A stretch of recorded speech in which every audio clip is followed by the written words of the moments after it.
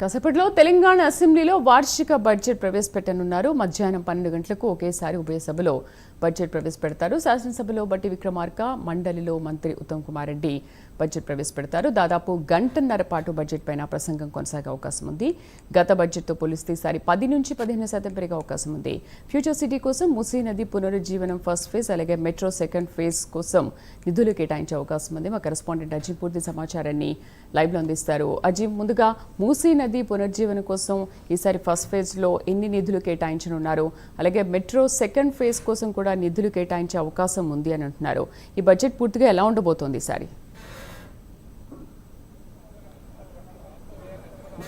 మరి కాసేపట్లో deputy CM ఆర్థిక శాఖ మంత్రి బట్టి విక్రమార్క ఏదైతే బడ్జెట్ ప్రవేశపెట్టనున్నారు, ప్రస్తుతం కేబినెట్ సమావేశం కొనసాగుతుంది. సీఎం అధ్యక్షతన ఈ కేబినెట్ సమావేశంలో ప్రస్తుతం రూపొందించినటువంటి బడ్జెట్ ఆమోదిస్తారు. ఆమోదించిన తర్వాత 12 గంటలకు ఇటు శాసనసభలో బట్టి విక్రమార్క, అలాగే శాసన మండలిలో సీనియర్ మంత్రి అయినటువంటి ఉత్తమ్ కుమార్ రెడ్డి ఇద్దరు కూడా ఒకే సమయానికి బడ్జెట్ ప్రసంగాన్ని ప్రారంభిస్తారు. సో గత బడ్జెట్తో పోలిస్తే అంటే 2025-26కు సంబంధించిన బడ్జెట్ 3,04,000 కోట్ల వరకు ఉంది. సో ఈసారి దానికంటే మించి 10 to 15% బడ్జెట్ పెరిగే అవకాశం ఉన్నట్టుగా కూడా తెలుస్తుంది. సో ఈ నేపథ్యంలో సుమారు 3,30,000 కోట్ల నుంచి 35 కోట్ల వరకు ఈసారి బడ్జెట్ ఉండబోతుందని వార్తలు అయితే ప్రస్తుతం వినిపిస్తున్నాయి. అయితే ఈసారి ఎస్సీ, ఎస్టీ, బీసీ, మైనార్టీ సంక్షేమానికి సంబంధించి ప్రభుత్వం పెద్దపీట వేసిందని చెప్పి కూడా ఈ బడ్జెట్లో మనకు వార్తలు వినిపిస్తున్నాయి. మరి ఏ మేరకు వారికి నిధులు కేటాయించారు, మరి ఆ వర్గాలు ఏ మేరకు సంతృప్తి చెందుతారని చూడాల్సి ఉంటుంది. ఇక మరోవైపు ప్రభుత్వం ప్రతిష్టాత్మకంగా చేపట్టినటువంటి మూసీ పునర్జీవనానికి సంబంధించిన అంశంపై కూడా ఈసారి బడ్జెట్లో ఫస్ట్ ఫేజ్ కింద సుమారు 6,000 కోట్ల వరకు కూడా కేటాయించేటువంటి అవకాశాలు ఉన్నట్టు తెలుస్తుంది. ఇక మెట్రో ఇటీవల ప్రభుత్వం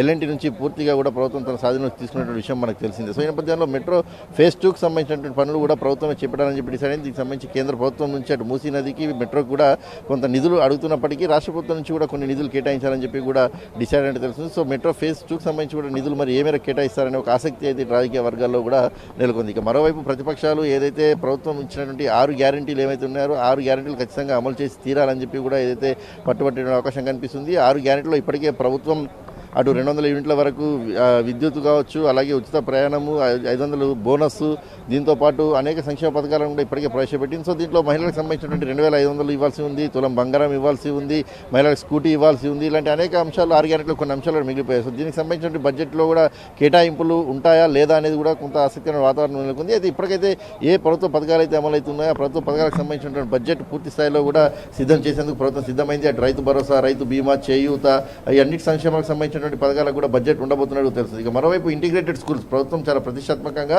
అన్ని నియోజకవర్గాలను కూడా ఇంటిగ్రేటెడ్ స్కూల్స్ని నిర్మించబోతుంది. సో ఈ స్కూల్కి సంబంధించినటువంటి నిధుల కేటాయింపు కూడా ఉండే విధంగా తెలుస్తుంది. ఇక దీంతోపాటు మిడ్ డే మీల్స్ ప్రభుత్వం వచ్చిన తర్వాత ఎంతో ప్రతిష్టాత్మకంగా తీసుకొచ్చింది. సో ప్రస్తుతం అవి పాఠశాలలో కొనసాగుతుంది. సో ఈ నేపథ్యంలో జూనియర్ కాలేజీలకు సంబంధించిన దాంట్లో కూడా మిడ్ డే మీల్స్ ప్రవేశపెట్టాలని చెప్పి దానికోసం కూడా ప్రత్యేక బడ్జెట్ కేటాయించాలని చెప్పి కూడా ప్రభుత్వం భావించినట్టు తెలుస్తుంది. దానికి సంబంధించిన బడ్జెట్ కూడా ఈసారి బడ్జెట్లో బట్టి విక్రమార్క ప్రవేశపెట్టబోతున్నట్టు కూడా మనకు తెలుస్తుంది. ఇలా ఓవరాల్గా చూడైతే బడ్జెట్ ఖచ్చితంగా ఏదైతే ప్రజలకు ఆమోదకరంగా ఉంటుంది, విజనరీ బడ్జెట్ అని చెప్పి నిన్న మంత్రి వివేక్ మాట్లాడుతూ కూడా చెప్పారు. సో అన్ని వర్గాలకు సంబంధించిన వారికి కూడా ఆమోదకరంగా ఉంటుందని చెప్పి కూడా నిన్న బట్టి విక్రమార్క మాట్లాడుతూ కూడా చెప్పారు. ఇక మరోవైపు కళ్యాణ లక్ష్మికి సంబంధించి కూడా ప్రస్తుతం 1,00,000 పైగా ఏదైతే కళ్యాణ లక్ష్మి ఇస్తున్నారు, సో 1,50,000 ఇచ్చేందుకు ప్రభుత్వం సిద్ధమైనట్టు, దానికి సంబంధించినటువంటి బడ్జెట్ని కూడా రూపొందించినట్టు కూడా తెలుస్తుంది. ఎందుకంటే ప్రస్తుతం తులం బంగారం ఇవ్వడం కొంత కష్టంగా ఉంటుంది. ఎందుకంటే తులం బంగారానికి సంబంధించి 2 లక్షల వరకు కూడా ఏదైతే దానికి సంబంధించిన ప్రైస్ చేరింది. సో ఈ నేపథ్యంలో 1,50,000 ఇవ్వాలని చెప్పి ప్రభుత్వం భావిస్తున్నట్టు తెలుస్తుంది. సో ఓవరాల్గా బడ్జెట్ మరి కాసేపట్లో అటు శాసనసభలో బట్టి, అలాగే శాసన మండలిలో ఉత్తమ్ కుమార్ రెడ్డి ఇద్దరు కూడా ప్రవేశపెట్టనున్నారు. శ్రీదేవి.